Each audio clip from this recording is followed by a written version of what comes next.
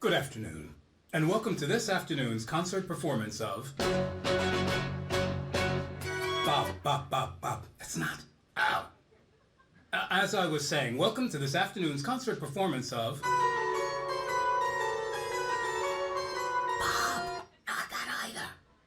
Sorry. Which bumper? No bumper. Okay, but I'll take it. Okay. Third time's the charm. Welcome to a concert performance of Dan Furman's The Joe Hill Revival. Please take a moment to turn off your ringers, vibrators, and any such sundry notifying sounds, lights, memes, or hitherto unknown forms of notification. Please be aware that, as we are still within the clutches of COVID, please keep your mask on when you are not drinking a lovely Triad aperitif, cocktail, mug of beer, or goblet of the grape. And please don't forget to take care of your server. While we are at it, from us to you, as you've braved both the elements and the coronavirus to be here, please give yourselves a well-deserved round of applause. On a more serious note, in case of emergency, please take a moment to acquaint yourselves with the exits. Now that the business is done, please sit back and relax and enjoy the concert version of Dan Furman's The Joe Hill Revival.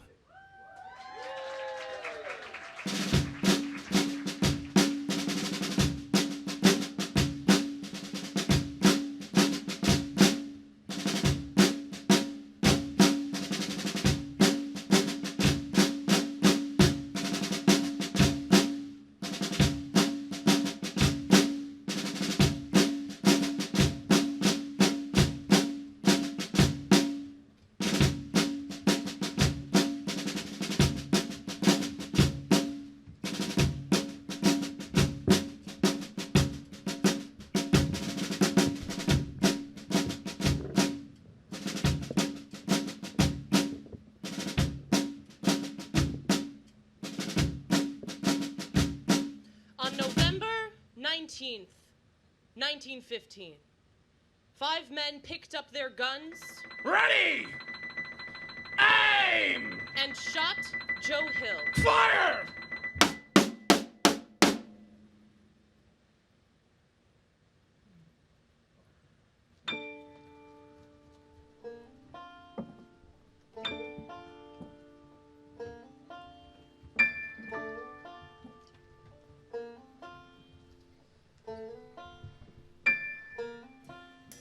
I thought I saw Joe Hill last night.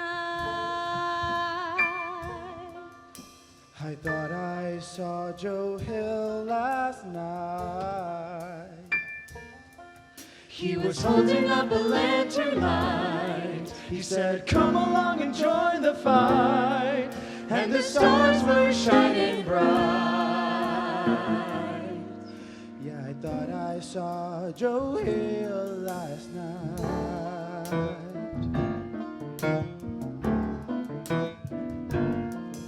See, the copper bosses shot Joe down. They tried to run the Union out of town, But they were never satisfied. his story traveled far and wide. People say he never died, and they're right. Yeah, that must have been Joe Hill last night.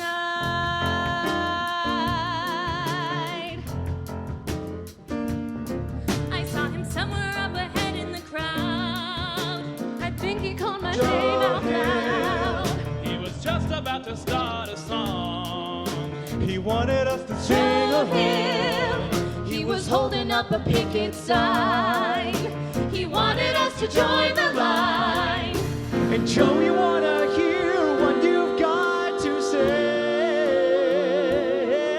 'Cause lately it seems we have lost our way.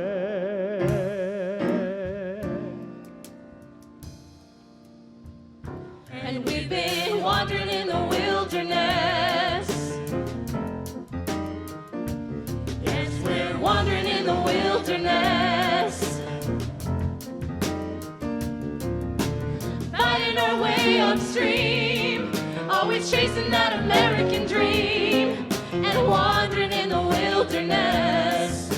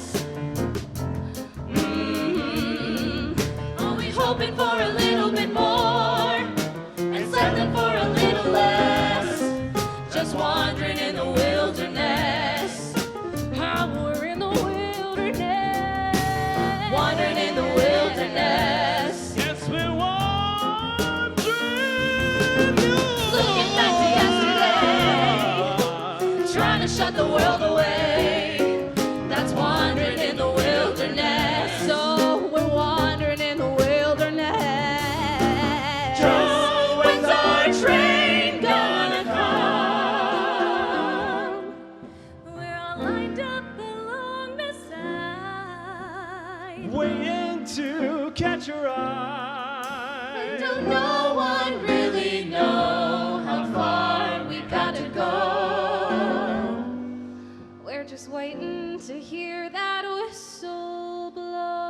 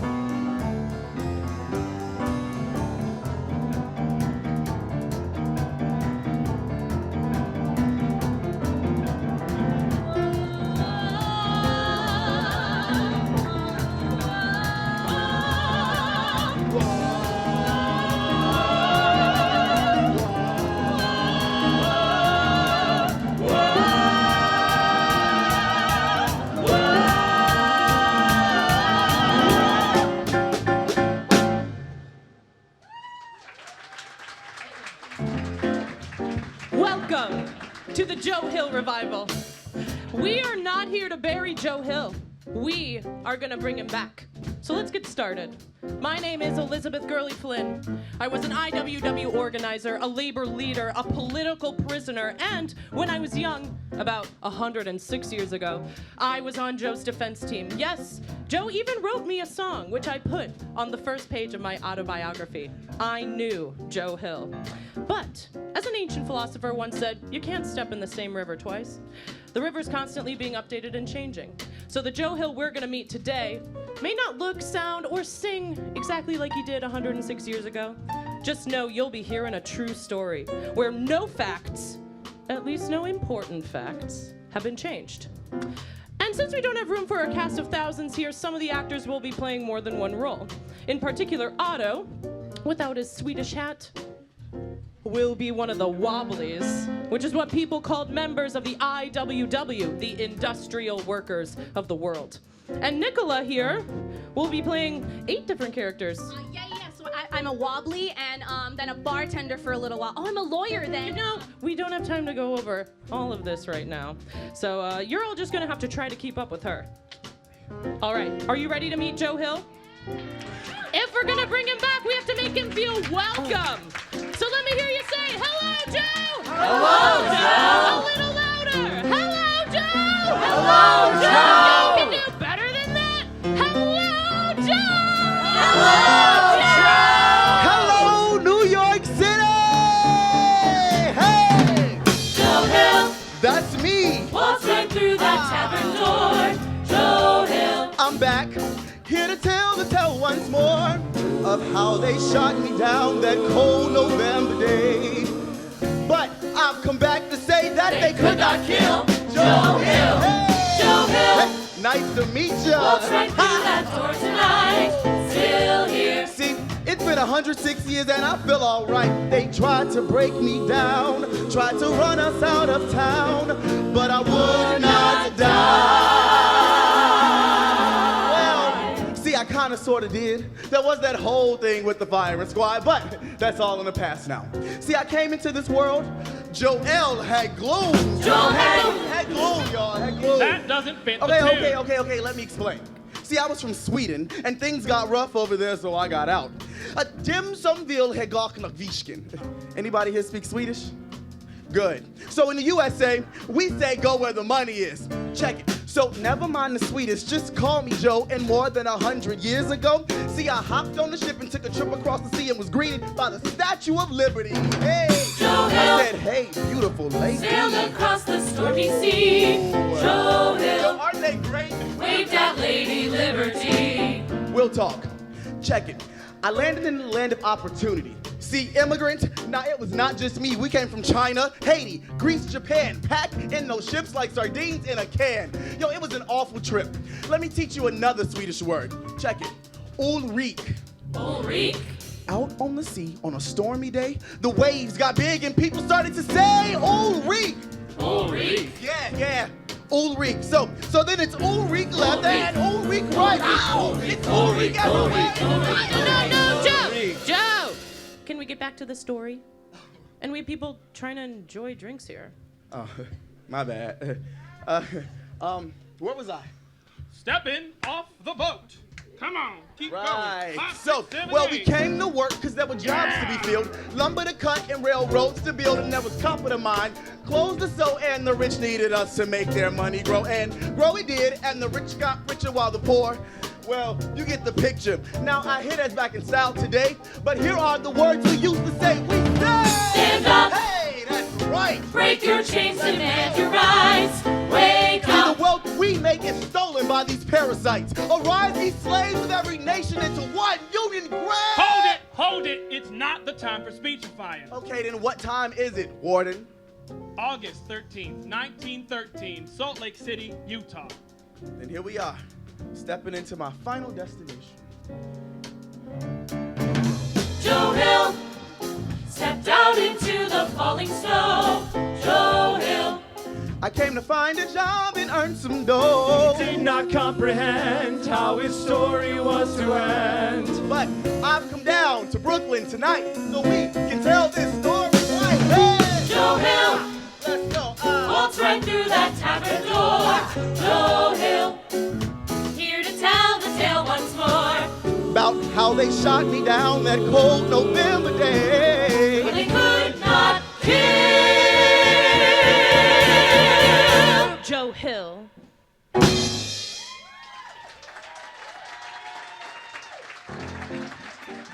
So that's Joe. Let me reintroduce you to the man Joe was traveling with, Otto Applequist. Hey, I'm Otto. We don't know that much about Otto, but he was traveling with Joe and they were bunking together when they worked on the docks in California. Their union tried to go on strike and suddenly there was no work for Joe or Otto, but they had met a couple fellow Swedes who were on their way back home to Utah where there was work in copper and silver mines. And so the Aselius brothers said, come along. Otto went first, got himself a construction job and a girlfriend. So, when am I gonna meet her? Oh, you know, Hilda works downtown, so we mostly meet on the weekends when we go out. I'll introduce you sometime soon. You keep saying that. I asked her to marry me. Oh, and what did she say? She said yes. We don't have a date yet, but I'm going to have to meet with her father. Oh, and when's that gonna I don't happen? know, maybe Christmas. I want to hold down a job for a while so he can see that I'm... Otto, married here in Utah. But you're still gonna fight for the one big union, right? I don't know if Hilda's ready for that. How do you know what I'm ready for, Otto Applequist? Hilda! Aren't you going to introduce me to your friend? Oh, yeah, this. is- People call me Joe Hill. Oh, I've heard all about you. You have? Well, sure, from Otto. He told me you went down to Mexico to fight in the revolution. Yeah, that was almost 3 years ago, and we almost didn't make it back. And he also said you wrote that Pie in the Sky song. Pretty clever. Otto's my friend, but I was not expecting her. Look. I know. It was not my place, but then I saw her face. It's something that I can't explain, like a beautiful tune got lost in my brain.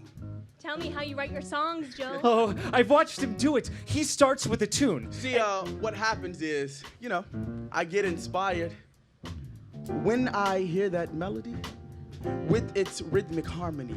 Then I feel just like I'd be in a dream entrancing. And I'd like to float through space, softly glide from place to place with the fascinating grace of a fairy dancing. A fairy dancing? Yeah. Like a fairy dancing. Oh, please let me dance this waltz with you and look into your dreamy eyes of blue. Sweet imagination, smooth gliding sensation. Oh, love, I would just die for dancing this waltz with you. Oh, please let let me dance this waltz with you and look into your dreamy eyes of blue. Sweet imagination, smooth gliding sensation. Oh, love, I would just die for dancing this waltz. Come on, Joe. We're going to the Empress Theater. I don't know. Otto, he should come with us. Oh, sure, Joe, come on. It'll be a good show. What are you doing? It feels like there's music in the air tonight. I don't hear it. See, listen to that mellow strain. Come, let us waltz again. Please don't make me ask in vain. I feel just like flying. Put your hand close to my heart, and we'll never, never part. Come, my darling, let us start. Oh, from joy, oh, I'm nearly dying. You see, Joe, the one big union. With her, I can't do that. If I'm out getting beat up by cops, thrown in jail, I'll never get So you're a really father- thinking about settling down, huh? Well, sure. We don't have to be bums here. Are you writing any new songs, Joe? Yeah, I'm writing them right now as we speak because when I hear that melody, with its rhythmic harmony, yeah, then I feel just like I'd be in in a dream entrancing, and I like to float through space, softly glide from place to place, with the fascinating grace of a fairy dancing. Oh, please, let me dance this waltz with you and look into your dreamy eyes of blue. Oh, sweet imagination, smooth gliding sensation.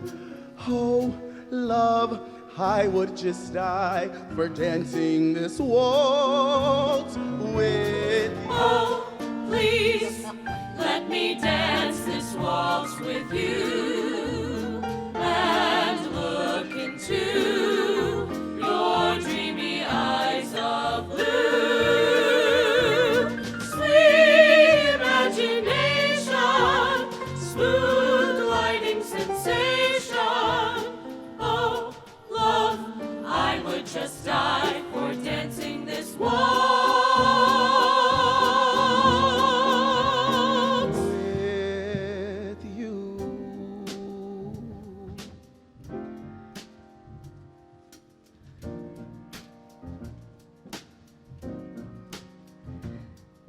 What do you do when you feel too much? When you want to give in to the wrong man's touch?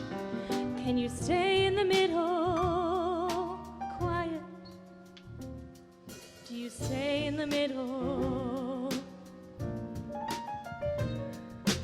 How do you know when it's gone too far? When you've tethered your cart to a crashing star? You stand in the shadows, silent. Do you stand in the shadows? As the world turns upside down, as the fabric rips, As the stars slip out of place, is there no way back to grace?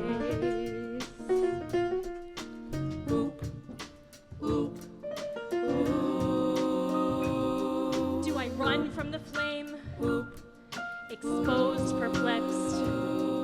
Will I be the cause of what happens next?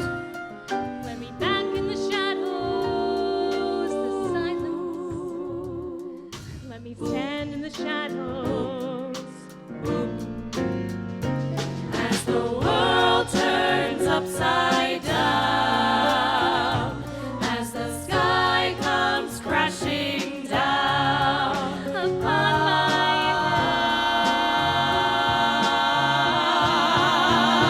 as the world turns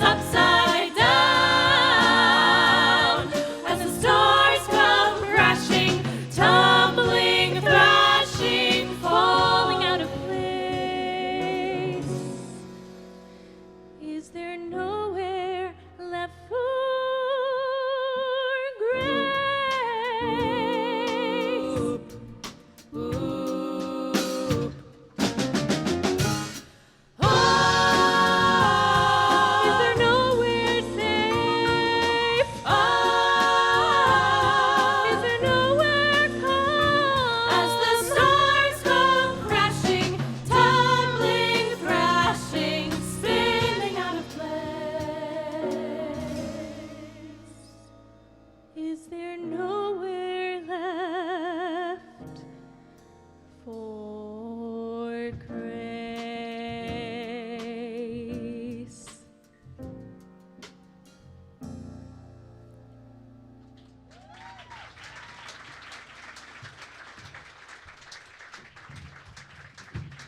We just need a place to sleep. You got a spot behind the bar or a couch somewhere No, here? we can't start having that here. We're not bums. We want to work. Well, we don't want you working here. Try the Salvation Army, South 900 West.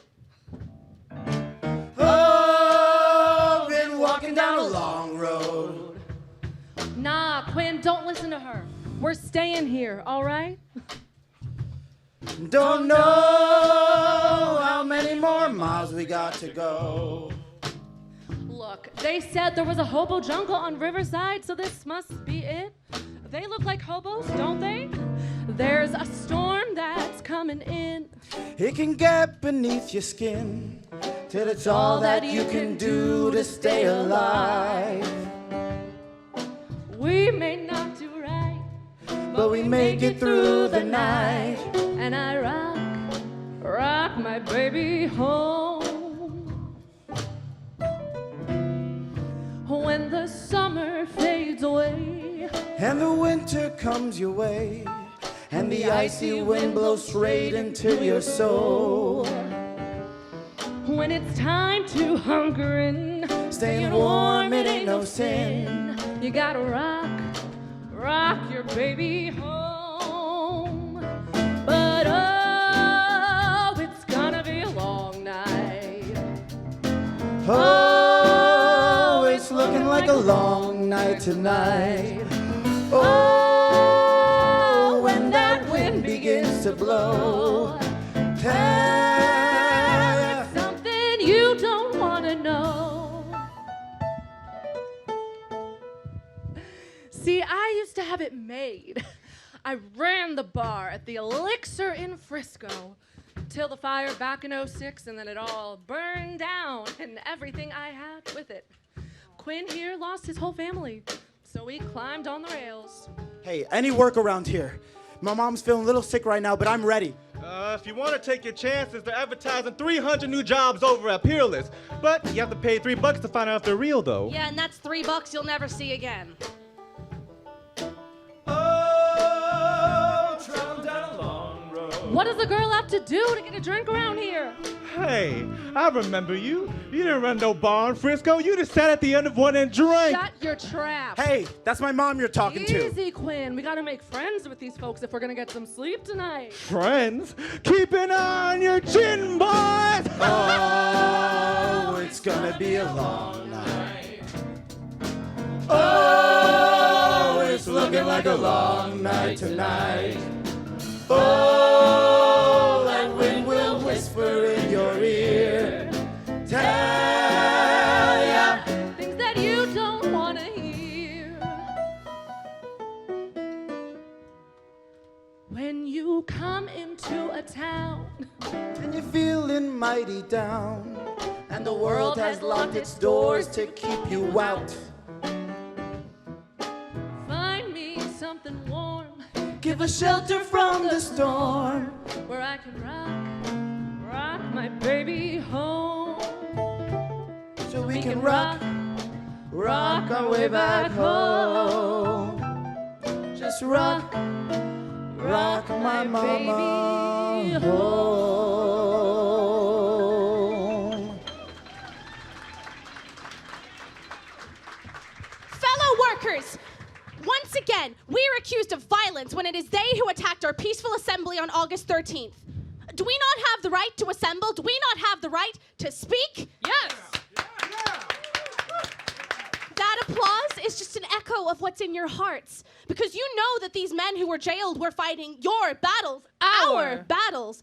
So we say, let them jail us all, because we're building one big union so that when we're attacked, we can bring thousands of our people from across the West and show them the power we have. So we say, open the jail gates, or we'll close down your factory gates. Join us. Join the industrial workers of the world. Quinn, don't get mixed up with them. I don't want to spend my nights in a stinking jail cell. She's just trying to speak. Like she said, don't we have the right? Yeah, we do, except once these folks show up, the cops start swinging their clubs, and ain't nobody got rights anymore. I'm just too old for that. You're not old, Mama. Look, lady. It's Katie. Sorry, what did I say? My name's Katie. Katie O'Shaughnessy. Fine, lady. Miss Katie. Whatever you like. Listen, you're new. I could help you out. I'm a reporter, a newspaper man, and I'm reporting on what's going on with these unions. Keep me filled in on what's going on with these IWW folks, and I'll make it worth your while. And why don't you just follow them around yourself? Because I don't frequent the hobo jungles.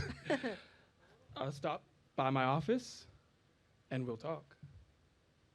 It gets cold here in the winter sometimes. Just saying. Who was that?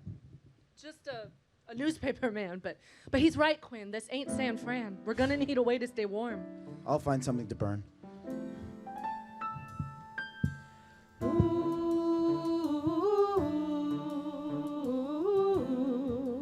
Winter's coming.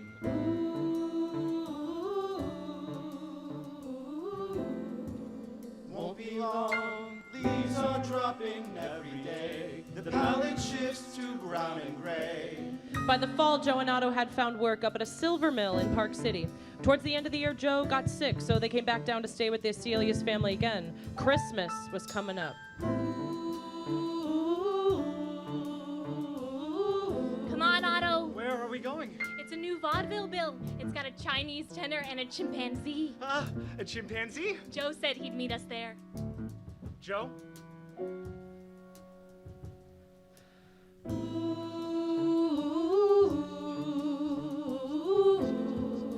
Winter's coming.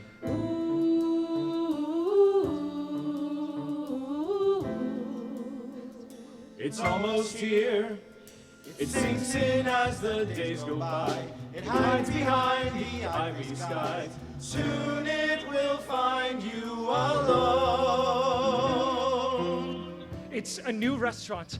I thought it would be nice for us to spend time together. For us. That's nice, Otto, but we can't stay too long. I told Joe we'd meet him at the theater at 9. There's a new musical show, Daughters of the Regiment of Fun. Fun. We'll be done by then, right? Done? Done how? Done with what? Naked bones shed their disguise. Dying fingers grasp at the skies. The alabaster skies. 'Cause winter's coming. How you gonna thrive when the cold gets in? When the wind comes screaming across your skin? What you gonna do when the wolves come out? When the minds of men are riddled with doubt? How do you survive? How do you stay warm? How you gonna stay alive? Because winter's coming. Oh yes, winter's coming. How you gonna stay alive in the cold, dark night? What's wrong with you tonight, Otto? Why are you being so cold to her? Don't act like you don't know. I don't know. She called it off. She canceled our engagement. Oh. I am so sorry. I didn't you're know. Not. You said you would steal her, and now you have. No. What did she say? Nothing. But I'm not stupid. We were supposed to be married. To settle down, like you said. That's what she needs. But you can't give it to her. Now, it is shit. That is what you do. Otto.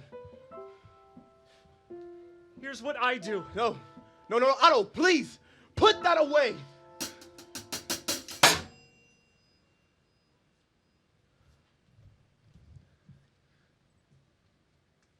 I apologize.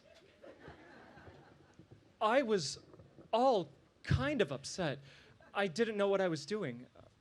Like I told Hilda, I'm sorry. Afterwards, I took Joe to a doctor. There was nothing more I could do.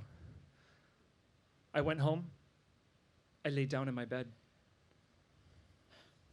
Now, to Hilda, the sky was crashing down. But Joe didn't die. And he refused to tell anyone who shot him. Maybe this all could have been worked out somehow. But, change of scene. Across town, an upstanding grocer named John Morrison is preparing to close his market when two men enter. The first one yells out, "Now we've got you," and opens fire. Morrison and his eldest son are both killed. Now, at first, the papers called this a revenge killing. Morrison was tough, a former cop, and might have made some enemies while on the force. He had turned back 2 previous attacks with his shotgun. The papers also said that before he was killed, Morrison's son managed to shoot one of the attackers. Meanwhile, Joe was leaving the doctor's home.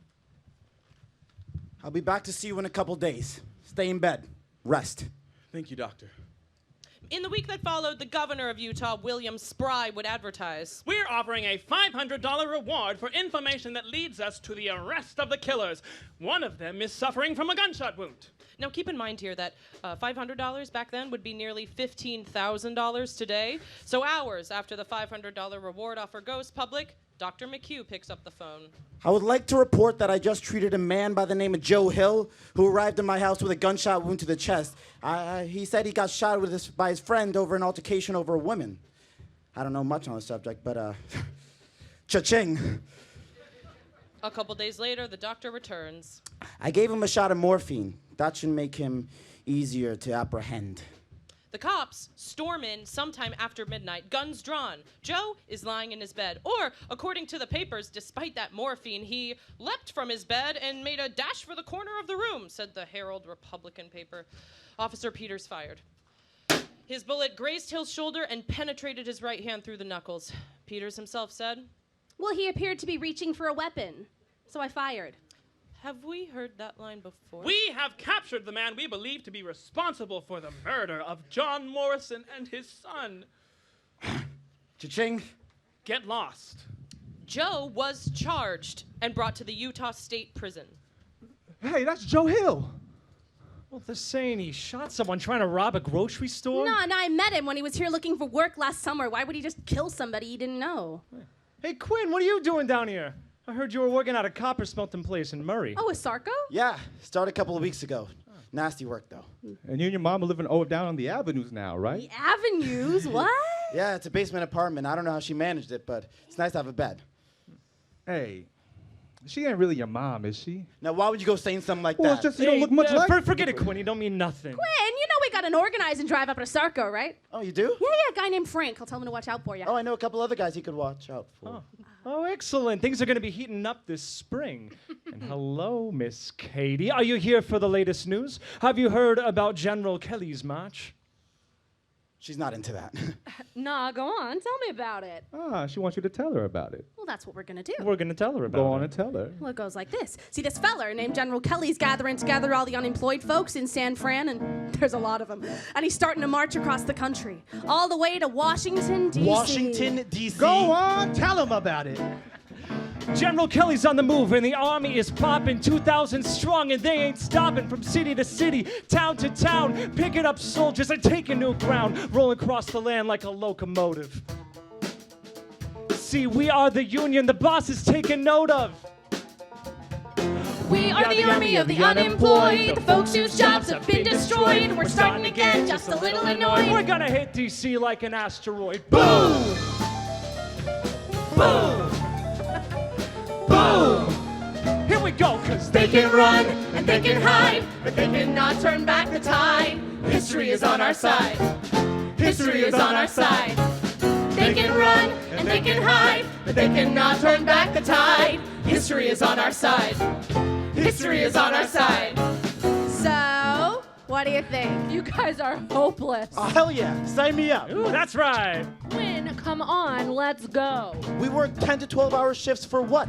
They keep getting richer and we still got nothing. Things have to change. And we aim to change it. Hey, sign this boy up, yeah?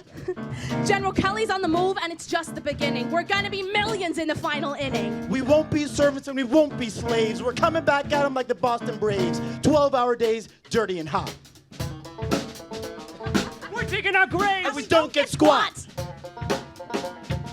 We're on a roll and we won't stop till we take it. Till we take it to the top. We're on a roll and we won't stop till we take it. Take it to the top. They can run and they can hide, but they cannot turn back the tide. History is on our side. History is on our side. They can run and they can hide, but they cannot turn back the tide. History is on our side. History is on our side. History is on our side. History is on our side.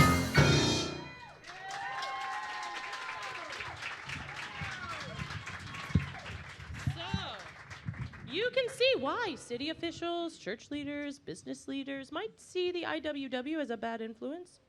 In fact, up until the late 1800s, and one of the coal bosses went on record. I can assure you, by the end of the year, every single damn IWW will be run out of the state of Utah. That's just about when Joe Hill showed up. He was starting to get known for writing his songs, which might be why he was framed up. But hold on, you might say, frame up. How do we know Joe Hill wasn't guilty? How do we know he didn't kill John Morrison like they said? Here's a few things to keep in mind. According to 13-year-old Merlin Morrison, the only surviving eyewitness, the attackers wore red bandanas that covered the lower half of their face and had their hats pulled down over their eyes. So that doesn't leave a lot of face to identify. The night of John Morrison's killing, there were reports of 4 men shot in Salt Lake City. It was not so uncommon to be shot. One of the men even had a bloody handkerchief, but they were released when they brought in Joe Hill. The prosecution presented nothing that directly connected Joe Hill to the crime scene. They found a lot of bullets from the attackers in the store, but the bullet from the Morrison's gun that supposedly passed through Joe Hill's chest was never found. There was impropriety in the court proceedings. The judge handpicked 3 of the jury members. Testimony that John Morrison was expecting a revenge attack was not allowed. The prosecutor asked leading questions of the witnesses, and testimony of the key witnesses changed significantly from their original statements. The prosecution could not establish a motive. There was no evidence Joe Hill had any connection to John Morrison. Nothing was taken from the store. There was no reason for Joe Hill to kill John Morrison. No motive, no reliable identification, and no incriminating evidence. Now, Joe, of course, claimed he was shot in a fight with a friend over a woman, and he would not name any names. He said he should be presumed innocent and didn't need say more. But what about Otto and Hilda? Couldn't they have spoken up and given Joe an alibi? I went home. I laid down in my bed. Otto Appelquist was Joe Hill's supposed accomplice in this crime. His photo went out nationwide. Opportunist bounty hunters abounded. Appelquisters, they were called. But Otto was never found. Did he change his name? Run out of town and become a new person? Nobody heard from him again. And Hilda stayed silent. Joe's defense never even uttered her name. He would not allow it. But Hilda visited Joe every week for the rest of his time in prison. And that's about all we know. And every year, this part of the story fades a little further into the past. Just a thin thread of memory now, hanging in the air. The ghost of a song.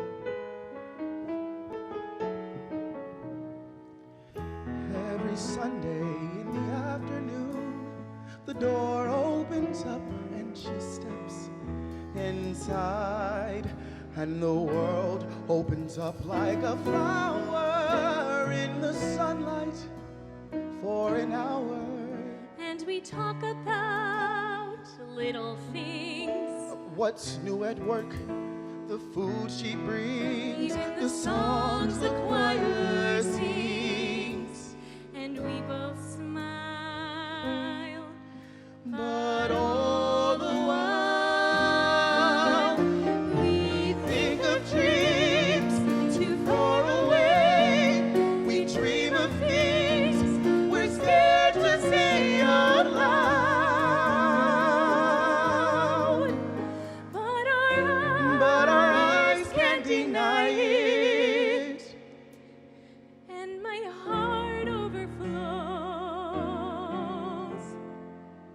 But it's quiet.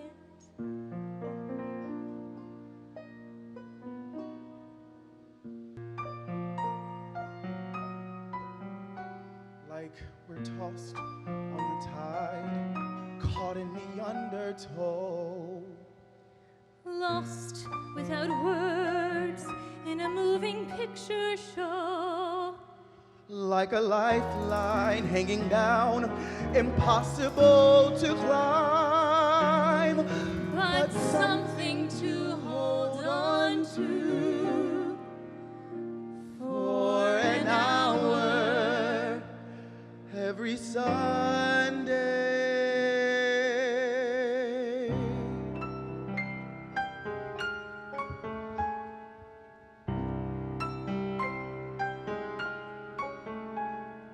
I'm someone who stepped out of the show. Just someone that you used to know. Someone you remember from long ago. Otto, that's me. And you, who I couldn't satisfy. And you, the man who would never die. Me, I never got to say goodbye. It's off I go, but don't I get more? My world turned upside down, like you. Don't I get more? Isn't there more? We think of dreams too far away. We dream of things we're scared to say out loud. What once was in our grasp, now far beyond our reach. No one will ever know.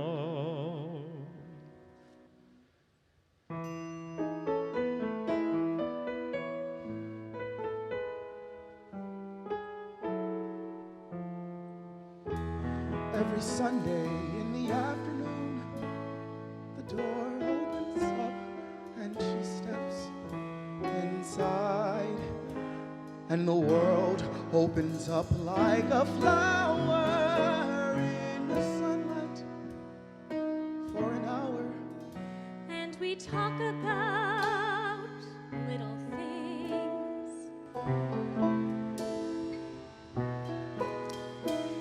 And my heart overflows. My heart overflows. But it's quiet.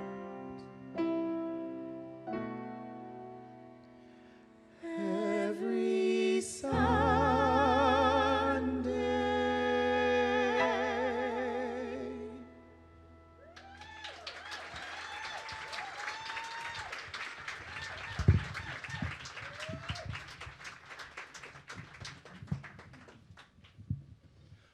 So, I got you that free consultation with Dr. McHugh. I found you this place for free to stay. Now, it's time for you to do something for me. I've been telling you what's going on. I know what's going on. The Wobblies are trying to start some trouble at the Asarco smelter in Murray. Who's leading it? Who's supporting it? Why would I know that? I've never been there. No, but you know somebody who works there. Now, this time I need something more concrete. Names. Listen, your son will be fine. We'll leave him out of this, but we're gonna put a stop to this. You don't sound like a newspaperman anymore. Who are you? I'm somebody who helped you out, Miss Katie. Now, you're gonna help me out, or you're gonna be back on the street. Or worse. I'm not somebody you want to get on the wrong side of.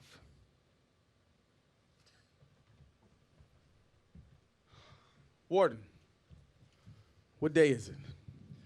June 17th, 1914. The day the trial starts. So we all watch, because that's all you can do.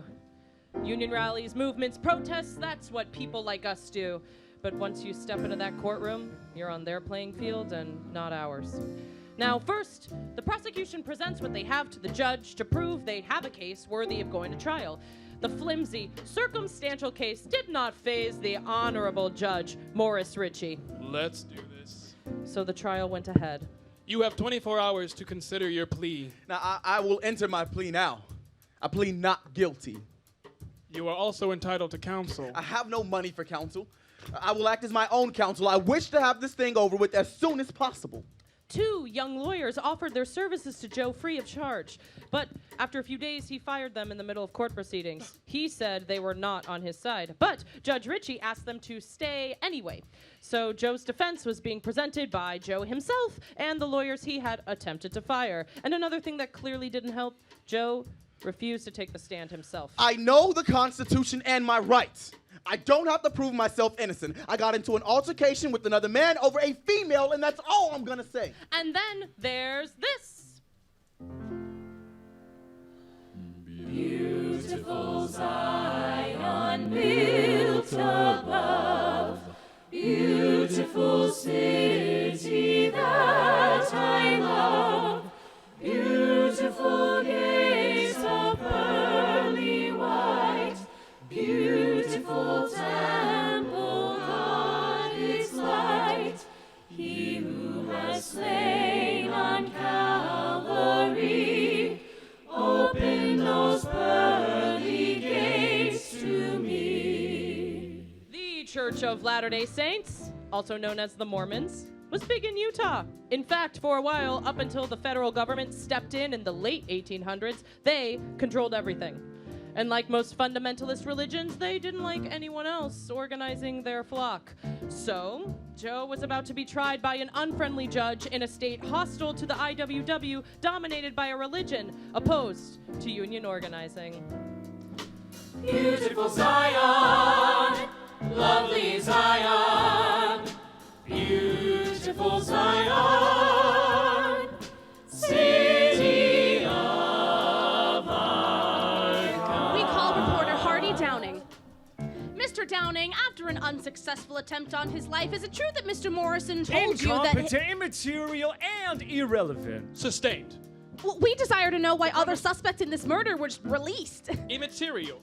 The conversation was with a man known to be dead, and we're trying to figure out if this man is the one that's guilty. Mr. E.J. Miller from Western Arms and Sporting Goods has testified that Joe's wound was caused by a steel bullet The rather jury than will ignore this testimony as this man has no medical knowledge and therefore cannot give an opinion.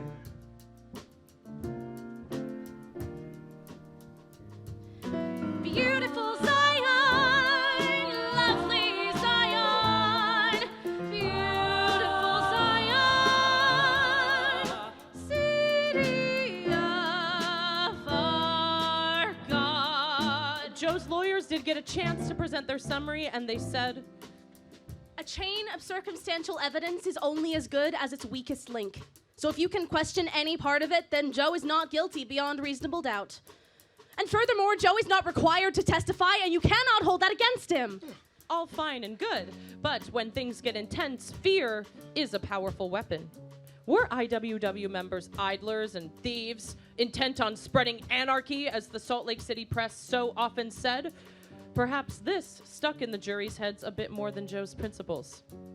Prosecutor Elmer Leatherwood spoke of Morrison's son who was killed. It was a cruel thing, the killing of a child. Objection, the defendant isn't accused of killing the child. Overruled.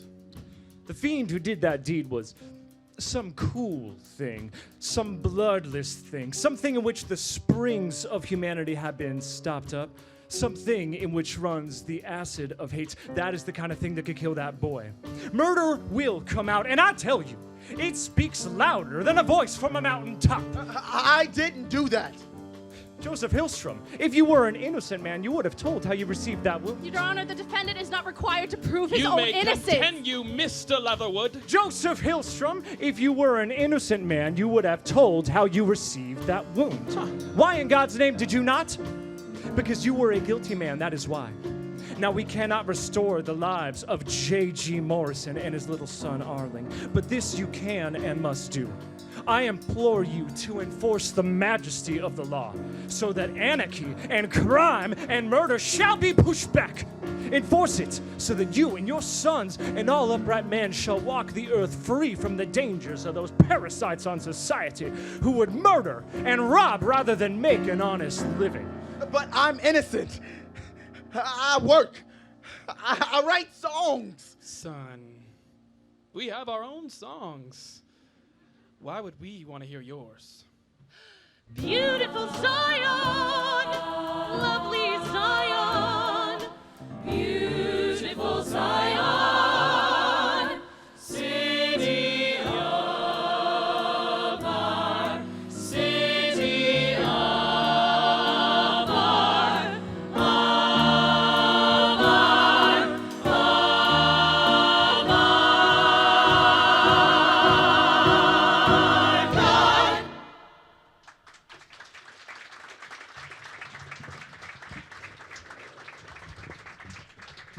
Oh, yes, it's clear that Judge Ritchie, the state of Utah, and the Mormon Church did not want to hear any of Joe's songs.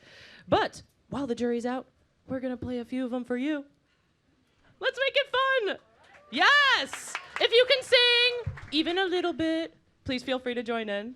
The lyrics are in your programs, but the choruses are real simple, and you'll probably pick them up as soon as you hear them. And first, we're going to have the Salvation Army Chorus sing it for you. All right. In the sweet by and by, we shall meet on that beautiful shore. In the sweet by and by, we shall meet on that beautiful shore. Y'all know what a soapbox is. It's a wooden box. Soap used to come in back in my time. But turn it upside down, it becomes a great little movable platform to speak from. We'd show up downtown, put down our soapbox, and tell the people why they should join the one big union.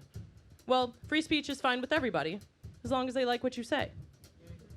And not everybody liked what we said. In fact, up in Spokane, Washington, when they weren't arresting us, they were bringing out the Salvation Army Band to drown us out with their hymns. And let me tell you, when you're trying to give a speech, it's real hard to compete with a full band like that, with the clarinets honking and the tubas belching and everybody singing along to the hymn they already know from church. So we said, why fight it? Everyone already knows this tune. In the sweet by and by. Joe just changed the lyrics a bit. Let's see. You will eat by and by in that glorious land above the sky. Work and pray, live on hay.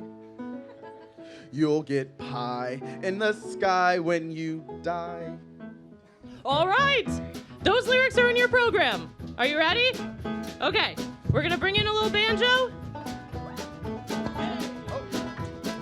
All right, and here we go. You will eat by and by. Yeah. In that glorious land above the sky. Work and pray, live on hay. You'll get pie in the sky when you die.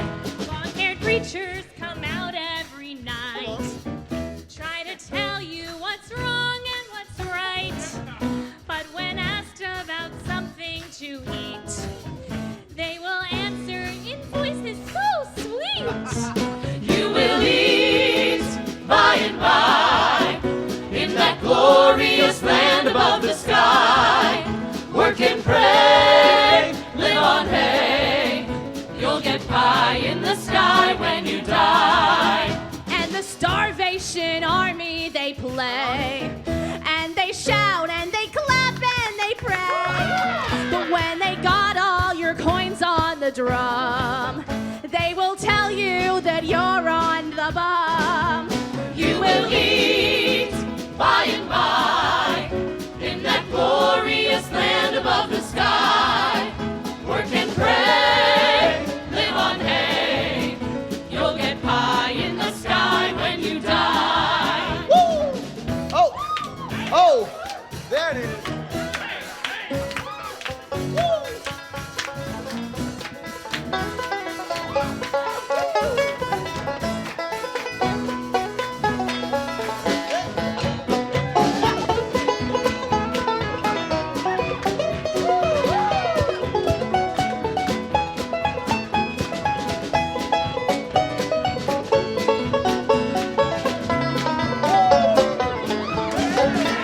Holy rollers and jumpers come out, and they holler, they jump, and they shout. Give your money to Jesus, they say. He will cure all diseases today. You will eat by and by in that glorious land above the sky. Work and pray, live on hay. You'll get pie in the sky when you die. You will eat by and by in that glorious land above the sky. Work and pray, live on hay. You'll get pie in the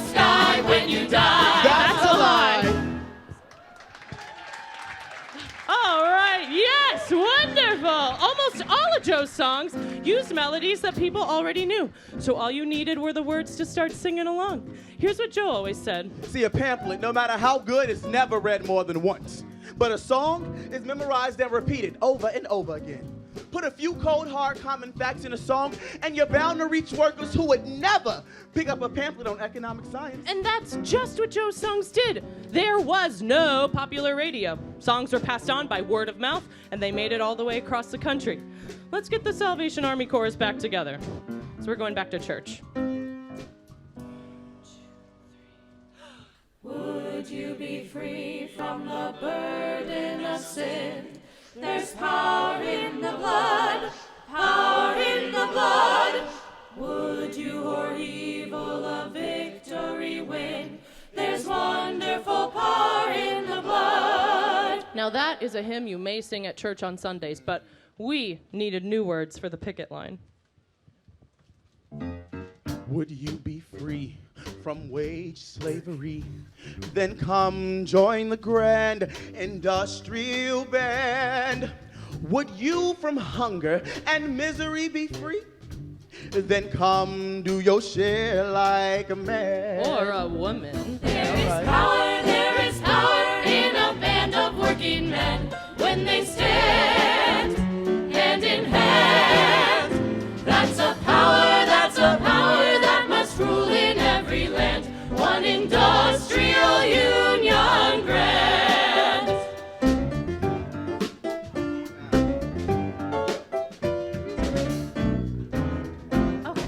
Would you have mansions of gold in the sky, But live in a shack way in the back?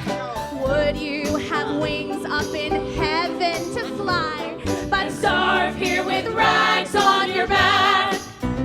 There is power in a band of working men when they stand hand in hand. That's a power that must rule in every land. One industrial union grant. if you've had enough of the blood of the lamb, Then join in the grand industrial band. If for a change you would have eggs and ham, Then come do your share, lend a hand. There is power in a band of working men when they stand hand in hand. That's a power that must rule in every land. One industrial union grant.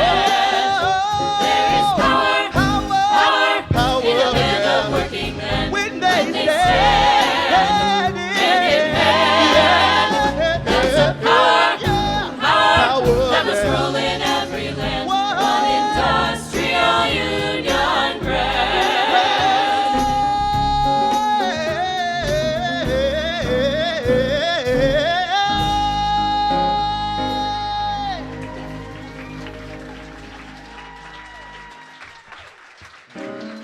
One industrial union grand.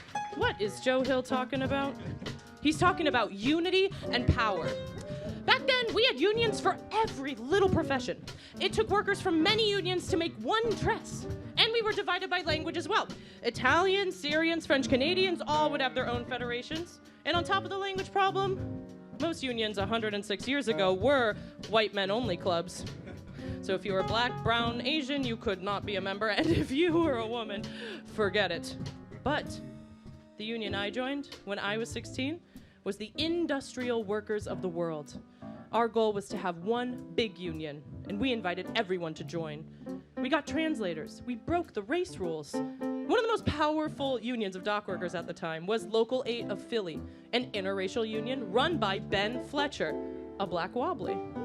And while it was tough for a woman to be treated equally anywhere back then, there I was in the leadership at the IWW. Our motto was, an injury to one is an injury to all. It's still a good motto, right? And then there was the singing. We sang everywhere. They'd throw us in jail and we'd just sing all night. And that drove them crazy. of Joe's songs were for working folks. He put into words and music what people like us were facing every day. So, you guys? Hey boys, it's time for the Tramp song! Hey, Mama, it's our song. She is gonna conduct. All right. Now, being hungry, getting thrown out on the street is no picnic, let me tell you. We lived this song, so now we get to sing it. But you can help. The words you need to sing are tramp, tramp, tramp. Right, okay. So you're gonna do that 3 times, but you gotta wait for the downbeat like this. Ready? All one. Tramp, tramp, tramp. All one. Tramp, tramp, tramp. All right. Like I said, 3 times. Thank you. And then we finish out the chorus with, ugh. Let me hear ya. Ugh. Yeah. Let's practice. 1. Tramp, tramp, tramp. All one. Tramp, tramp, tramp. All one. Tramp, tramp, tramp. Yeah. All right. Now the ugh is because you've been out looking for work all day and nobody will talk to you or even give you a cup of coffee. So I want to hear you say it like you mean it, all right? All right, here we go. I will let you know when to come in. If you all was such a trap, I will tell you about a chap who was broken up against it to forfeit. He was not that kind of shirt. He was looking hard for work, and he heard the same old story everywhere. Tramp, tramp, tramp, keep on a-tramping. Nothing doing here for you. If I catch you right again, you wear that ball and chain. Keep on tramping, it's the best thing you can do. Tramp, tramp, tramp. Tramp, tramp, tramp. Tramp, tramp, tramp. Yeah. He was walking down the street till the shoes fell off his feet. In a house he spied a lady cooking stew. He said, how do you do? May I chop some wood for you? What the lady said, it made him feel so blue. Tramp, tramp, tramp, keep on a-tramping. Nothing's doing here for you. If I catch you round again, you will wear that ball and chain. Keep on tramping, it's the best thing you can do. Tramp, tramp, tramp. Tramp, tramp, tramp. Tramp, tramp, tramp. Down the street, a sign he read, work for Jesus, so it said. And he said, here's my chance, I'll surely try. So he kneeled upon the floor, but his knees were rather sore. Oh no, but at eating time he heard the preacher cry. Tramp, tramp, tramp. Keep on a-tramping. Keep on a-tramping. Nothing doing here for you. Not for you. If I catch you right again, You will wear that ball and chain. Keep on tramping, that's the best thing you can do. Tramp, tramp, tramp. Tramp, tramp, tramp. Tramp, tramp, tramp. Hey! Aren't they great fun?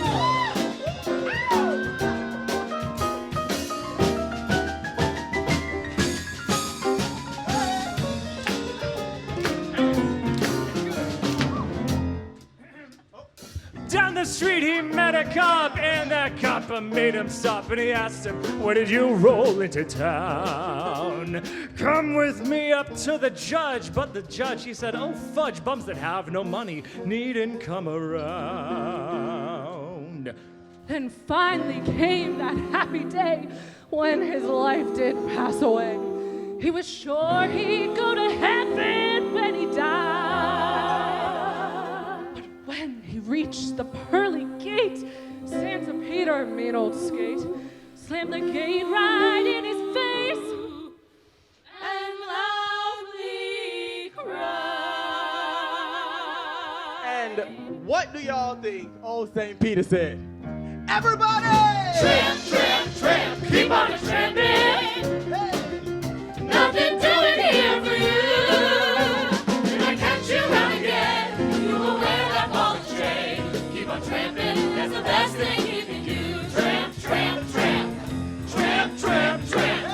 Tramp, tramp, tramp. Oh, and speaking of heaven, You will lead by and by, By and by. in that glorious land.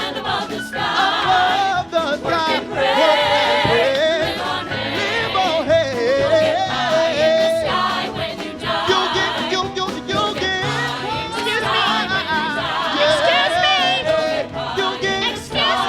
Excuse me. We have a verdict.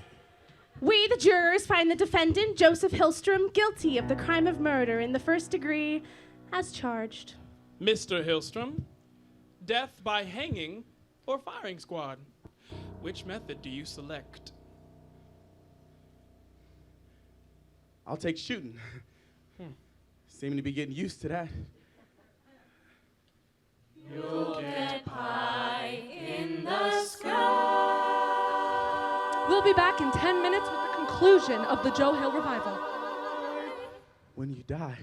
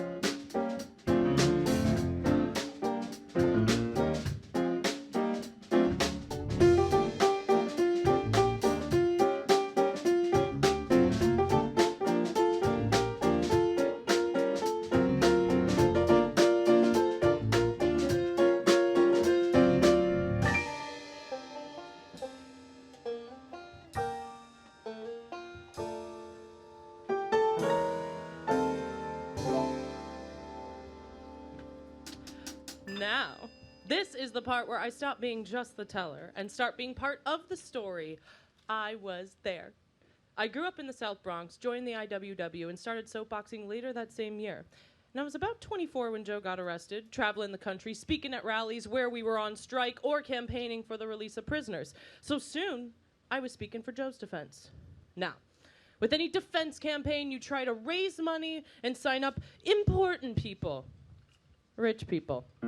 Now, of course, I spoke to many workers, but also to as many rich, important people as I could get to listen. I even met the Guggenheims, who at the time owned more mines than anyone else in the world. Elizabeth, how wonderful to see you. My Uncle Solomon and my suitor, Baron Emilio von Funk.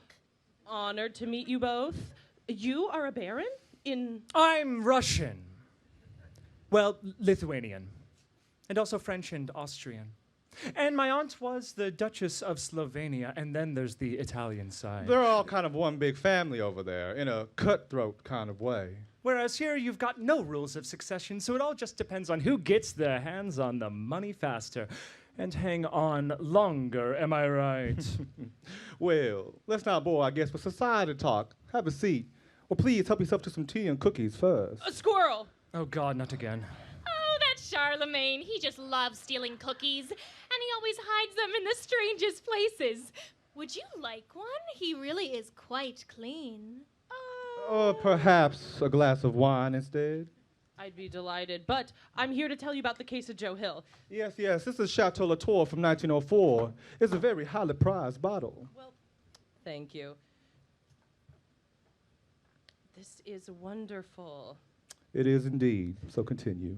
Well, Joe Hill is a songwriter and a worker, and he's been framed up for a murder in Utah. How wrong? Before you agree, let her speak. Framed up because he's a member of the industrial workers of the world. Yes, that's outrageous. I can't believe things like this still happen. And the only evidence presented at the trial was purely circumstantial. Now, Joe is scheduled to be executed by the state of Utah for being a unionist, but he's also a songwriter, and he's an artist. And we can't let the state take away our rights, let alone his life. Whoa, wait, what is dropping on me? Oh, that damn squirrel is in the chandelier now. Charlemagne, you're such a good climber. Yes, but now his turds are dropping on us. Those are just pieces of nuts. Perhaps. All I can say is, you come from another planet, you listen to my case, and then you make a face of sympathy, because you truly want to be helping out our planet. Our poor, dirty little planet and people like me. He'll come down eventually. In the meantime, tell us more about Joe Hill. Here, try the Chateau Cheval Blanc from Saint Emilion. It's also in 1904. It was a very good year for Bordeaux. Oh my God, this is amazing. But let me get back to Joe's case, because if they can do this to Joe, they can do this to anyone. Well, to almost anyone. And we all must be presumed innocent until proven guilty. But wasn't he proven guilty? No. I mean, the trial wasn't done correctly. You know, at Mary Astor's debutante ball, they brought in 10,000 Brazilian butterflies. But the netting was too close to the ceiling lamps and they all burnt to a crisp. Later, when the moment came to release them, 10,000 dead butterflies drifted onto everyone. Uncle Saul, that's a terrible story. Well, it might have been funny if I wasn't there. Several of them landed in my drink. He More always wine? tells the worst stories. You know, I saw your sister Peggy this morning, and she has shaved both her eyebrows off. She what? Yes, you come from another planet with your ivy-covered walls and the arches in your halls and these things you do. I think you do not have a clue what it's like in the world of today. While you drink and you dine and you play and you keep all your nuts squirreled away. And the wine is sublime, but we're running out of time. We're running out of time. And as the hours flit and vanish, it feels like a crime. You know, it's not just bad politicians, it's the mining interests that are really pulling the strings here. Judge Ritchie, for example, is a Morris member... Ritchie, I believe I met him at the Alta Club reception last year. Oh. Well then, the governor of Utah, William Spry, Spry. happens... His son is to be Irene's fiance, no? Or is that a different Spry? I believe he's a smoot, not a spry. Oh, Smoot Spry. It's all a tragedy, really. So much wasted. It is true. My brothers do own most of the metal in the world, but I can't control what my brothers do. And Bettina wants to be on your side. Oh, yes. I am on your side, but Uncle Saul, is it really true? My darling niece. Some questions don't have useful answers, so don't ask them. Let me demonstrate. 1912 was a terrible year for Bordeaux, but that's just fine. Don't drink the Bordeaux. Now the port, was fabulous. So, drink the port? La la la la la la la la. What is the world coming to? And what can we doodle doodle do? Well, you could write a check to the Joe Hill Defense Committee.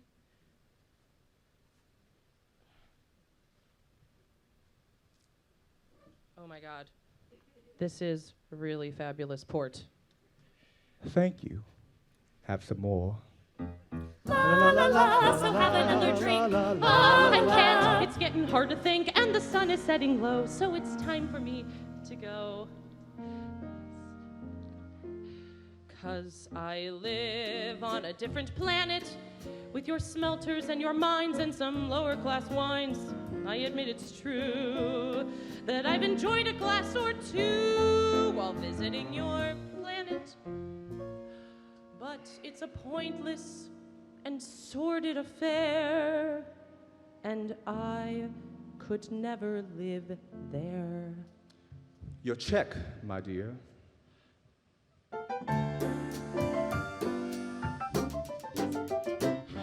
Have a safe journey back.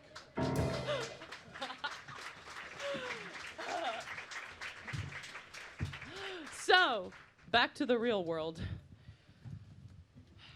Elizabeth Gurley Flynn went over and she put all of her things in Colorado. Oh my God, she made a speech. It was called War, Can Labor Be Neutral?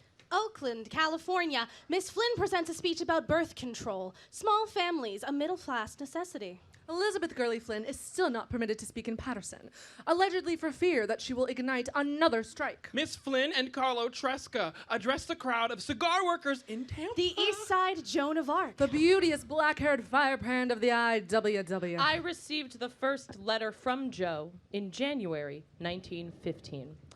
He thanked me for working on his defense, but he wasn't comfortable being famous. All this notoriety is making me a little dizzy in the head.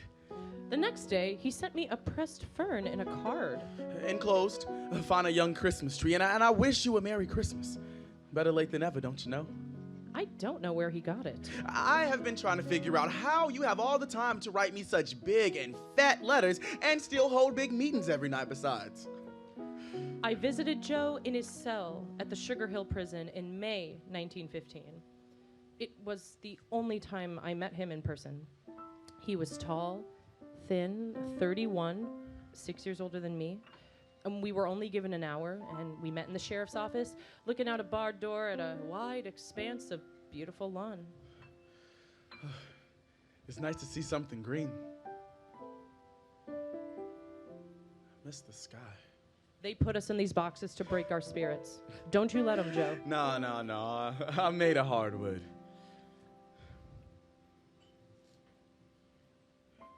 Here's a story for you. So before I went back to San Pedro, me and a couple of guys, we went on down to Mexico. We said, let's join the revolution. We're going to head on down from Tijuana and ride in from the sea. It was crazy. We had nothing but the clothes we were wearing on our backs, and we just knew that we held history in our hands. We were a little scared, but we had come to play our parts. That's what I'm going to do, Gurley.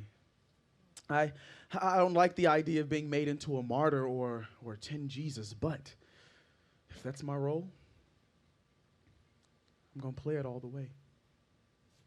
That's the last time I saw him. But we kept writing. All the way up to his last day. He even wrote a song for me, The Rebel Girl. The Rebel Girl.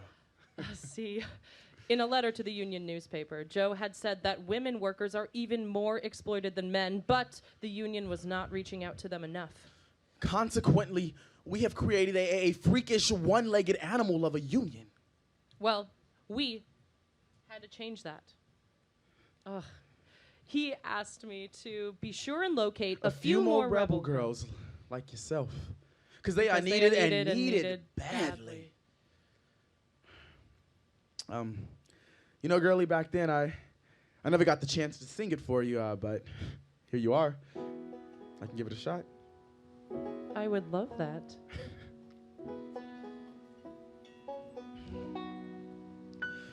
There are women of many descriptions in this cruel world, as everyone knows.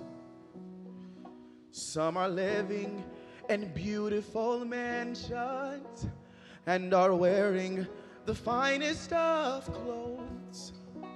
There's the blue-blooded queen or the princess who have charms made of diamonds and pearls. But the only and thoroughbred lady is the rebel girl.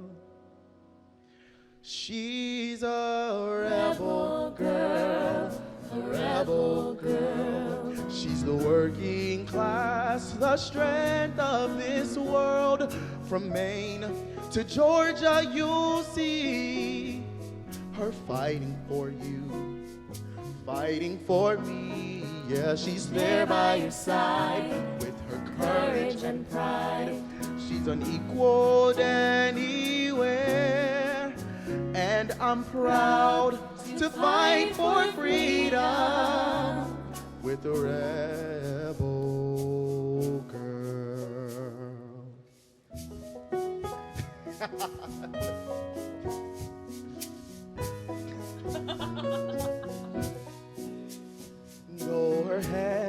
may be hardened by labor, and her dress may not be very fine. But a heart in her bosom is beating that is true to her land and her kind. And the bosses, they know they can't change her. She would die to defend the workers' world. And the only and thoroughbred lady is the rebel girl.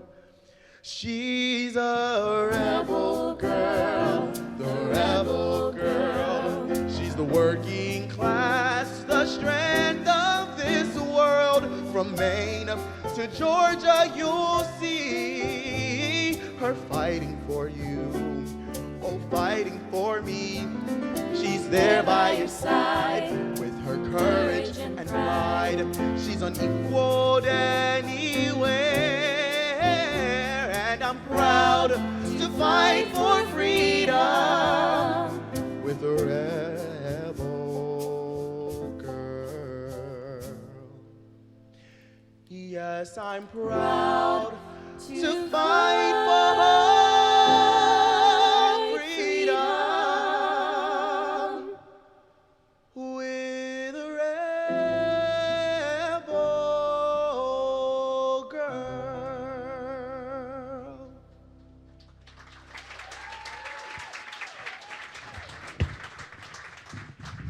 Why are you asking me that, Mama? You know it's an awful job. Nobody ought to have it. 12-hour shifts. You know, some of the boys are talking about quitting, but now we're starting a union and bringing the IWW. I don't want to hear about that. Then why ask? I know you think it's wrong, but sometimes we gotta... It's not that. Then what? Are you all right, Mama? What's wrong? What did the doctor tell you? You know, I'm not a good person. He didn't tell you that. I don't always do the right thing. Didn't you ever wonder how I got us in this place? The reporter from the Wobbly Rally a few months ago, he said he'd help us settle in if I kept him up to date on things. Things? We got the chance to move in here and the free visit from that doctor. Well, what kind of things? We were new, and you don't want to look a gift horse in the mouth. Mama, what'd you tell him? The last time he was here, I stalled, but he's coming back, and I told myself I'm not talking to that man anymore. No, I'm not. And so we have to leave this place. It's time to go. We don't have to go anywhere. We can take care of this guy. He's not alone. It's time to move on. Mama, you're not well. I'm well enough. I'll make it on my own. Of course, I'd rather have company, so are you coming? Coming? Where are we going? Somewhere new, a fresh start. Ain't the Wobblies asking people to go somewhere and support the free speech fight? A new city? Well, yeah. Sioux City, Iowa. And the weather's shaping up, and... There you go. That's our chance. Let's do it. You're gonna join the Wobblies. Nah. I'm just along for the ride. But that's what I love. The ride. There's freedom on a flatbed when the wind blows through your hair and you're threading through the hills to whatever lies ahead, and you don't have a care. Remember that? Not having to care about nothing? Yeah. But I don't want to be riding the flatbed. I want to drive the train one day. I want to drive one of those engines across the country, feeling the power of those wheels as they're rolling across the land, connecting all the cities and towns, making things happen, making new things possible. You know, we make the rail cars, we mine the coal, we build the tracks. We shouldn't be having to sneak on the back for a ride. I want to drive that train. That's what I want. Hang on to your dreams, kid. I just want to get back out under the open sky. Nothing like that feeling when you're riding through the hills and you look up and all the stars have come out and you don't have to wonder why you're alive or why you got up this morning. Mama, you never answered. What'd the doctor tell you? Gin liver. Gin liver. What'd he give you for it? There ain't nothing. There ain't nothing he can do, and I have a year or two if I'm lucky. He said I should stop drinking. You should. I say, if there ain't no cure, what's the point of stopping? Might as well go out in style. I don't like it when you talk like that. Look, maybe I'll join your union after all. Go down fighting with a drink in my hand. I'm not for giving up. I'm climbing on that rail car one more time. I'll shake off the dust, clean off this dirt and grime. I've been doing this all my days. Now it's got too late to change my ways. Think about all we did. I'm still with you, kid. Climbing on that rail car one more time.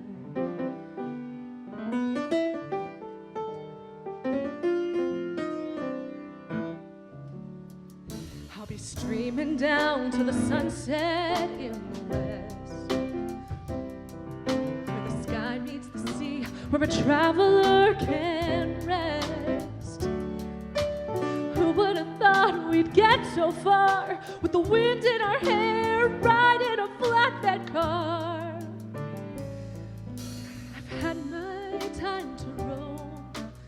Now I'm coming home, streaming down to the sunset in the west. But I believe you'll find a way, and you're gonna drive that train someday. How or when, don't no one know, but you're gonna make that whistle blow.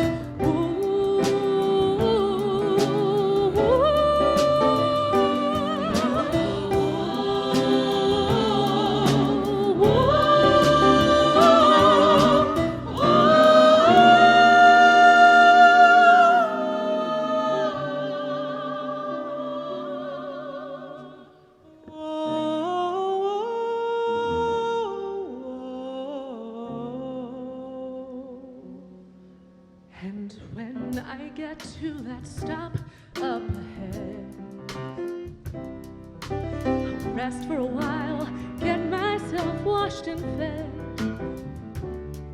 You can look down these rails to infinity, but some of this track I will never see. No point in looking back, we'll keep rolling down the track.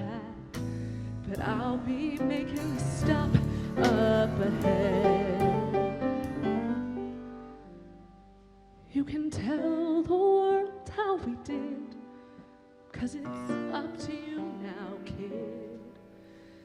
'Cause I'll be making a stop up ahead.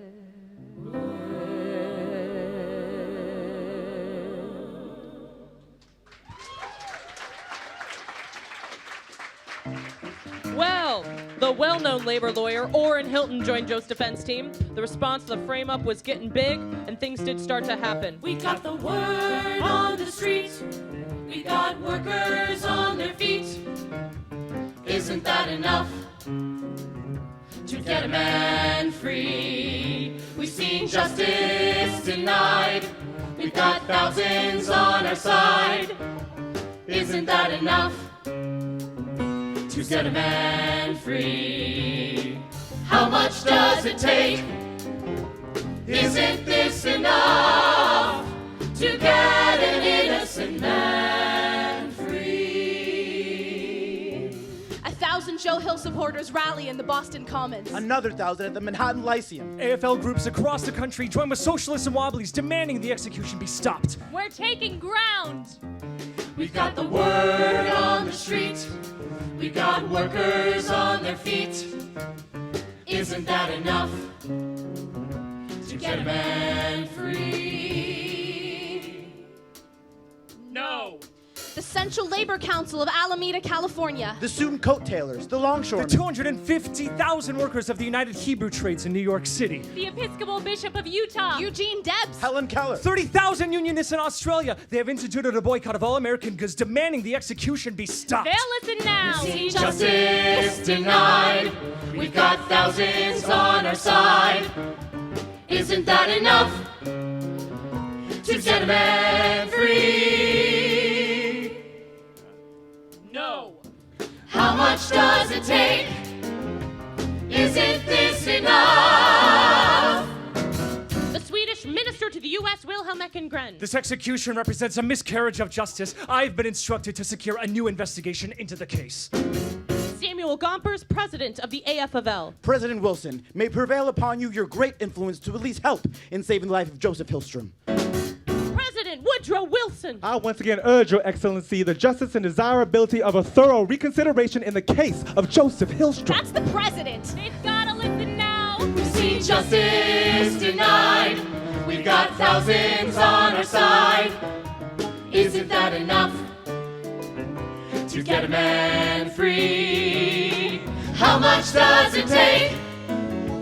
Isn't this enough to get an innocent man, to set an innocent man free?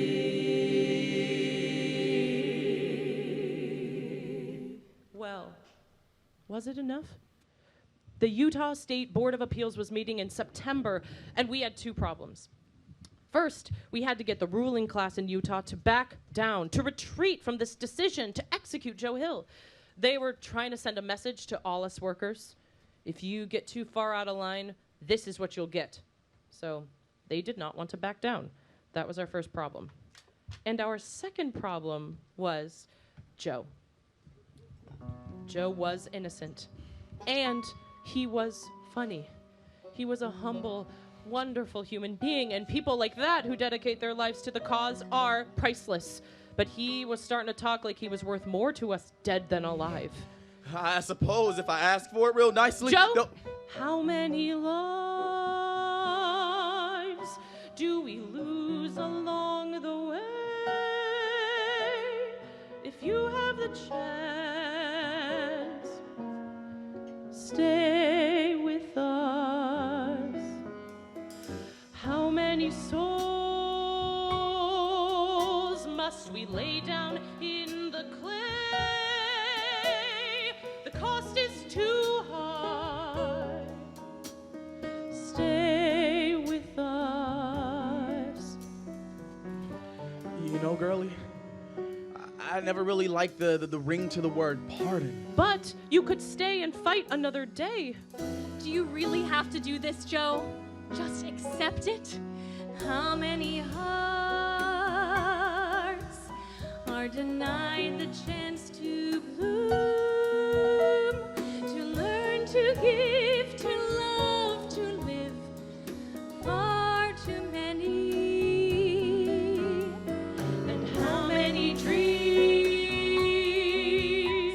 are cut out from the loom, threads snipped far too soon?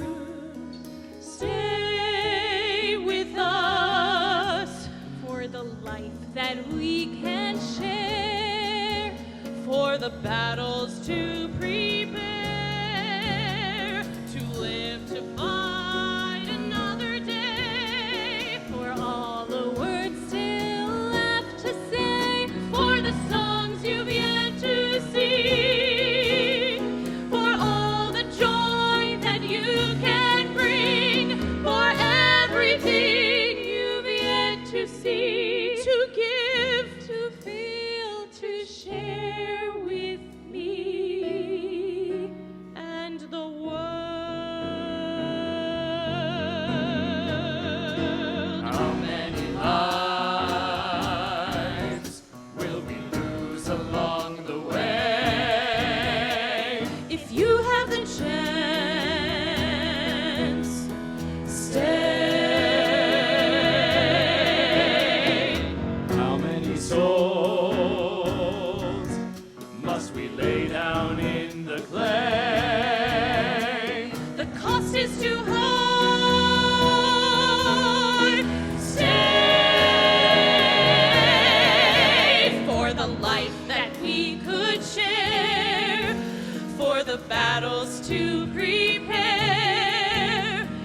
live to fight another day, for all the words still left to say, for the songs you've yet to sing, for all the joy that you can bring, for everything you've yet to see, to give, to feel, to share with me.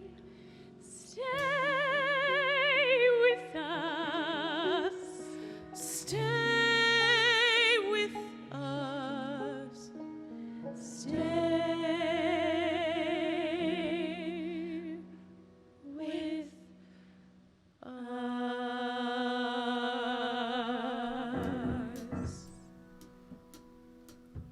There are thousands of lives in tow. But the truth is, Joe wasn't even listening to us anymore. He was hearing a different song, a very old song that still echoes today. Millions of souls marching in tow.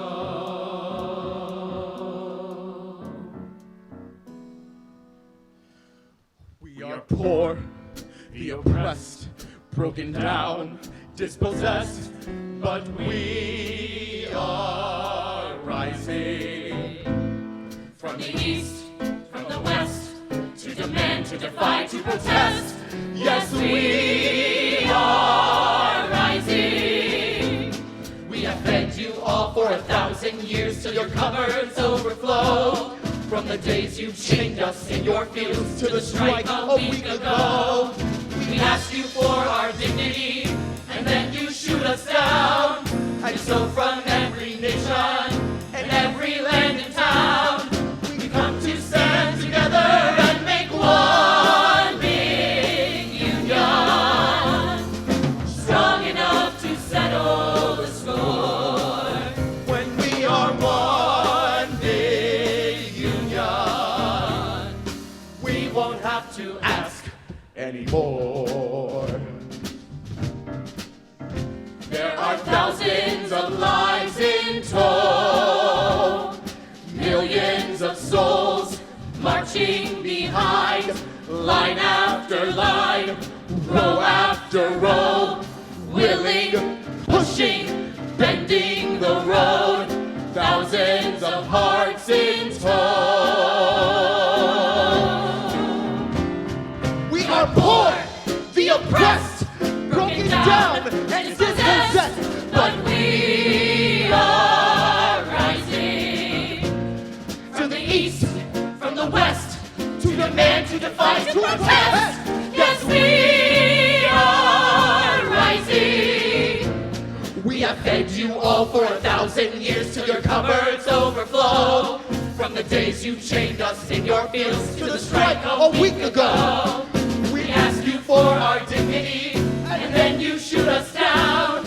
And so from every nation and every land and town, we come to stand together and make one big union, strong enough to settle the score.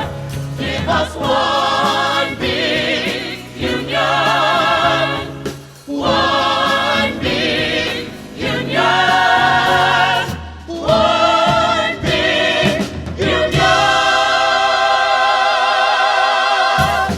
The industrial workers of the world.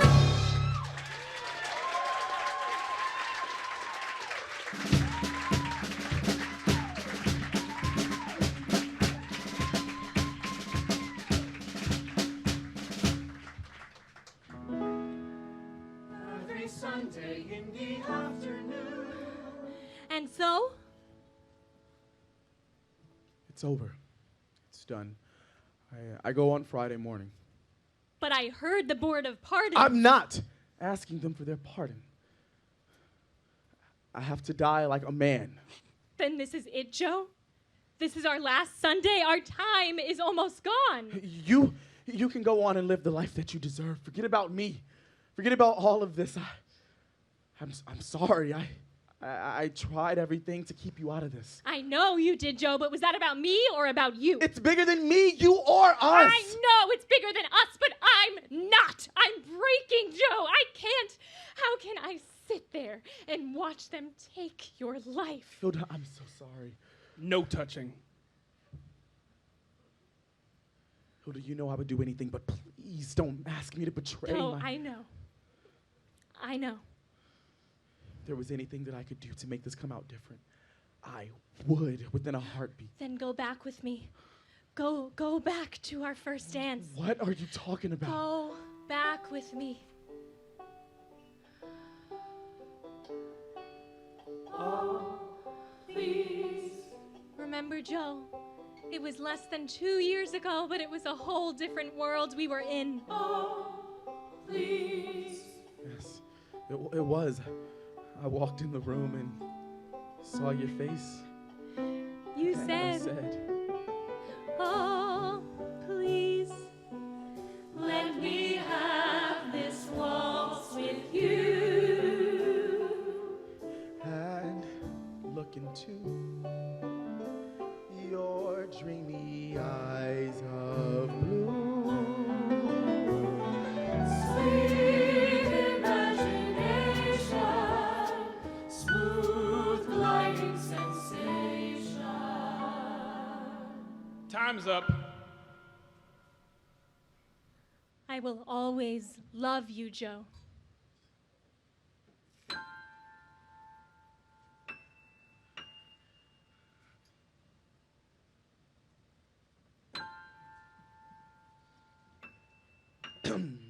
Warden, what day is it? Friday, November 19th, 1915. Then here we go. They led Joe out into the prison yard blindfolded. Besides reporters, all the men there were cops and higher-ups who were all laughing and joking about what they were about to see. They had allowed Joe to invite guests, but then they kept us all outside the prison gates, and they strapped him to a chair. Whiskey? Never use the stuff and don't intend to start now. Oh. Gentlemen, I have a clear conscience. I have never done anything wrong in my life. I will die fighting and not like a coward. We have fed you all for 1,000 years. We have helped your children grow. From the days you chained us in your fields to the strike a week ago. You have taken our lives and our babies and wives, and we're told it's your legal share. For if blood be the cost of your cursed wealth, then fire. Fire. Go and reckon our dead in the forges red, and in the factories where we spin. Because if blood be the cost of your lawful wealth, then fire. Fire. They leveled their guns. He said fire. They steadied their aim. He said Fire. fire. Well, goodbye, boys. Let her go. Fire. Fire away. I'm going He now. said fire. I am going. He said fire. Ready! Yes. Yes, aim. Let her go. He said.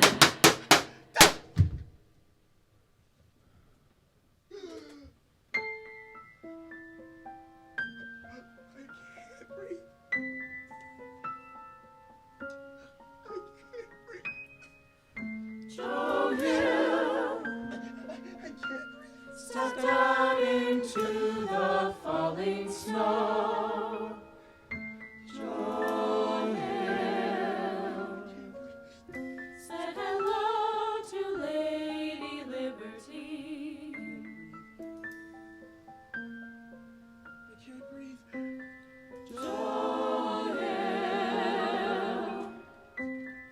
Joe Hill.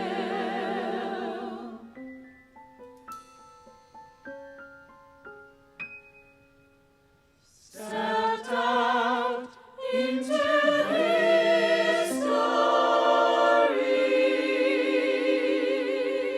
The man who wouldn't die. Well, I guess in a way, Joe kinda sorta did. But in another way, he didn't. He lives on. And he got to write his own ending. In a final letter to Big Bill Haywood, the president of the IWW, Joe said, "Don't waste any time in mourning. Organize." He left a small scrap of paper for his friends, which at the top of he scribbled, "My last will." My will is easy to decide, for I have nothing to divide. My kin don't need to fuss and moan. Moss does not stick to a rolling stone. My body, oh, if I could choose, I would to ashes it reduce, and let the merry breezes blow my dust to where some flowers grow. Perhaps some fading flower then might come to life and bloom again. This is my last and final will. Good luck to all of you. And don't mourn, organize. Thousands of supporters overran the mortuary in Salt Lake City. Hilda Erickson was one of the pallbearers. But Joe had requested not to be buried in Utah, so he was put on a train to Chicago, where 30,000 people jammed the streets for 3 blocks around the West Side Auditorium where he lay. Inside the auditorium and outside, they were singing labor songs, Joe's songs. Nobody had seen anything like it. Perhaps some fading flower then might come to life and bloom again. This is my last and final will. Good luck to all of you. And don't mourn, organize. Don't mourn, organize.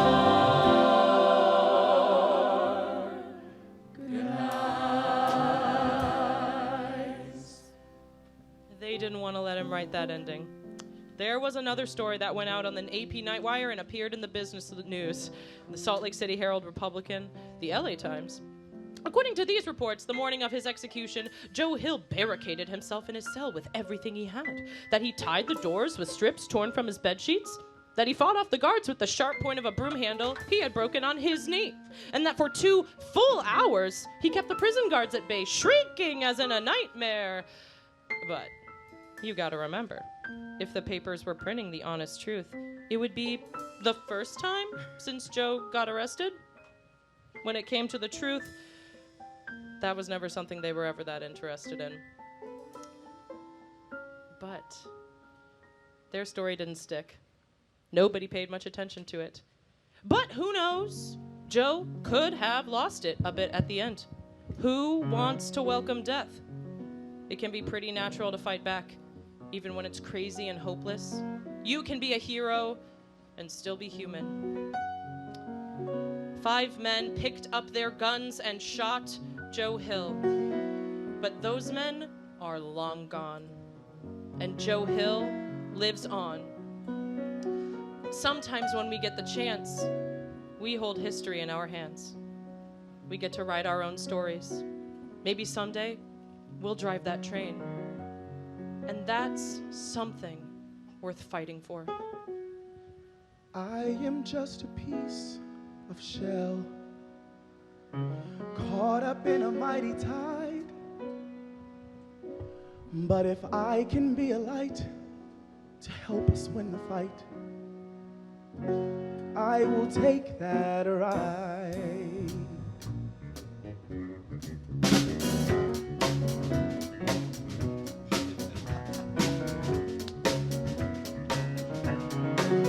We were heading down to Tijuana, gonna ride in from the shore, wearing nothing but the clothes we were wearing on our backs and the dreams we were fighting for.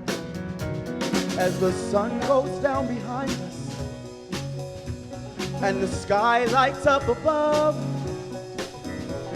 with the light that's shining down from 1,000,000 miles away on this world we're dreaming of. We hold history in our hands, and it's burning in our hearts, and we've come to get the chance to play our parts. There's freedom on a flatbed when the wind blows through your hair, and you're threading through the hills to whatever lies ahead, and you don't have a care. You can feel it on a rail car, or sailing on the wild dark sea. But freedom isn't something you can run away and find. It's time to set the world free. And it makes me wanna shout, it makes me wanna cry, makes me wanna reach up to the sky and grab some of that sunshine. Keep it in your heart as the walls close in. Hold on tight, hang on to the light. Keep on holding on until we win. Grab some of that sunshine.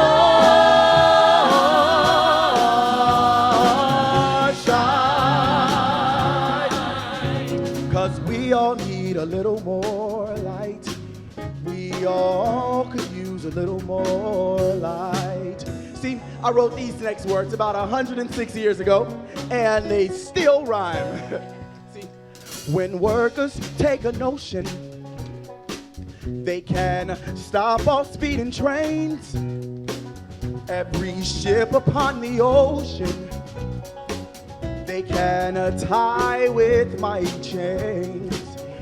Every wheel in the creation, every mine and every meal, fleets and armies of our nation will at their command stand still. But we all fought our battles more than 100 years ago. But now it's up to you to get aboard the train and make that whistle blow and hold history in your hands. Hold history in your hands. We hold history in our hands. And it makes me wanna shout, it makes me wanna cry, it makes me wanna reach up to that sky and grab some of that starshine. Keep it in your heart as the walls close in. Hold on tight, hang on to the light. Keep on holding on until we win. Grab some of that